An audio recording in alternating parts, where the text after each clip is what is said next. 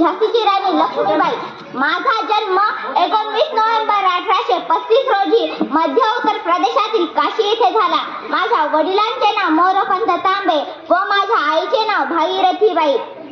इंग्रजांना माझे संस्थान खासे करायचे आहे, त्यासाठी त्यांचे खरतरीचे प्रयत्न सुरू आहे. त्यात माझ्या शेजारी राजाही सामील आहे. इंग्रजांना तर फितूर झाले आहे, लाचार होऊन त्यांचे गुलाम झाले आहे. मला माझे राज्य त्यांच्या टाचाखाली येऊ द्यायचे नाही. माझ्या राज्यातील गोरगरिबांचे रक्षण करायचे आहे, त्यांना इंग्रजांच्या जुलमापासून वाचवायचे आहे. माझ्या राज्यातील गोरगरिबांसाठी माझे एकच